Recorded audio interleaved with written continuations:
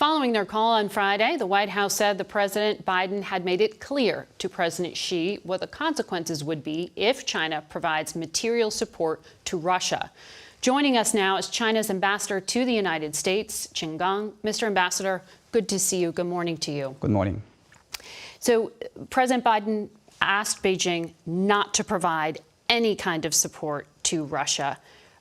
Is it your intent to go ahead and give a lifeline to Vladimir Putin? On Friday, President Xi Jinping and President Biden had a video call. It was candid, deep, and constructive. President Xi Jinping gave China's position very clear. That is, China stands for peace, opposes war. China is a peace-loving country.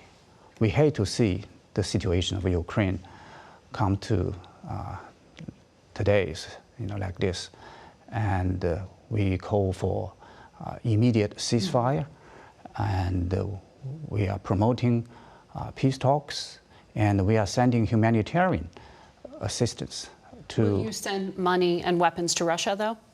Well, there's a disinformation about China providing military assistance to Russia. We reject that. You won't do so. Beijing will not? What China is doing is send foods, medicine, sleeping bags, and baby formula, not weapons and ammunition to any party. And we are against the war, as I said. We will do everything to de-escalate the crisis. Russia's foreign minister said yesterday that Moscow and Beijing will only get closer because of what's happening. Is he right? Well, China and Russia has a trust relations. It was built over many years. It was built on many issues. We have a long shared borders as long as over 4,000 kilometers. So we have a lot of common interests. And this trust relations with Russia gave us a unique position in the international efforts for peace talks. And that's exactly what the White House is saying, that you are in such a position of power here to pick up the phone and call Vladimir Putin. Has Xi Jinping, your president, told Vladimir Putin to stop the invasion? Do you condemn it? Actually, on the second day of Russia's military operation, President Xi Jinping did talk to President Putin.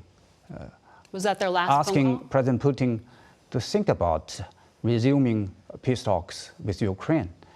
And President Putin listened to it, and we have seen 4 rounds of peace talks have happened. Let me continue. China's trusted relations with Russia is not a liability. Actually, it's an asset in the international efforts to solve the crisis in a peaceful way. And China is part of the solution. It's not part of the problem. So are you saying, though, just so we're clear, are you saying Beijing will not provide financial support to Moscow to prolong this war? China has normal trade, economic, financial, energy cooperations with Russia. As I said just now. So it's not changing. You're not changing your relationship. These are the normal business between 2 sovereign countries based on international order, laws, including WTO rules. And let's talk about those international laws, because 4 days ago, the International Court of Justice ordered Russia to stop its military actions. China abstained from that. The vote was 13-2. The only country that stood next to Russia was China. Well, that sounds like you are condoning and not condemning. China makes its observation and conclusion independently, based on the merits of the matter itself. On the one hand, The United Nations Secretary General said that Russia invaded. Yeah, we oppose. On the one hand, China opposes the UN purposes and the principles, including the respect for the national sovereignty and the territorial integrity of all countries, including Ukraine. Okay. On the other hand, we do see there's a complexity in the history of the Ukraine issue. And would you be we are in concerned the if opinion. Russia amassed more than 150,000 troops at China's border?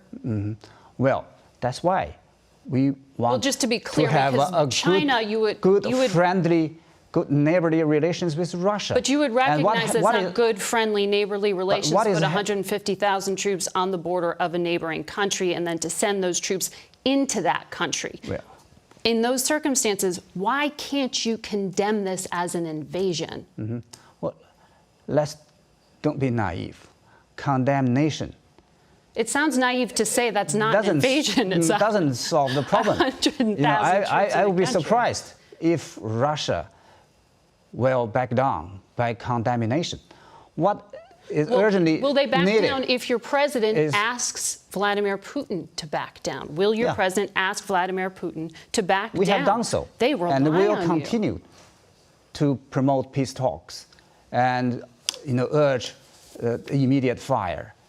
And condemnation only doesn't help. We need wisdom. We need wisdom, we need courage, and we need good diplomacy. Well, Vladimir Zelensky says he would like to meet with Vladimir Putin. Vladimir Zelensky's in a bunker. Vladimir Putin is at a political pro-war rally right now. You can't have diplomacy when it is one country, the only one country willing to actually negotiate. China has good relations with Russia, has good relations with Ukraine, and China keeps close communications with the United States and with Europe. They enable China to reach to all parties' concerns in the crisis. So China's unique role, can help the peaceful settlement of the crisis. I keep hearing you say that. I want to understand how China is helping. If you are not condemning, if you are not cutting off Vladimir Putin from continuing this war that is roiling the entire global economy, sending food prices and energy prices spiking. China wants stability. But why not cut off Vladimir Putin? We have already made it very clear that, national sovereignty and territorial integrity of all countries, including Ukraine, should be respected and protected. But as I said, condemnation only cannot work. What we need is good diplomacy based on vision, wisdom, and the courage. And looking ahead, the enduring approach to the security issue in Europe. I want to talk to you about one quick thing before we run out of time. You talked about how important the UN is and what respect you have for it. So a UN human rights panel said there are credible reports that 1 million Uyghurs are in a massive internment camp shrouded in secrecy. And the High Commissioner for Refugees and Human Rights will go to China soon. Will you give them unlimited access? I totally reject that. Yes, you will give access, or no, you won't give access? Such a so-called human rights violation in Xinjiang. So you will give access? Violation. So, well, we are in talks with the Human Rights Special Commissioner of and as far as I understand, there's an agreement. All right. Thank you very much, Ambassador. We'll be right back. Thank you for having me.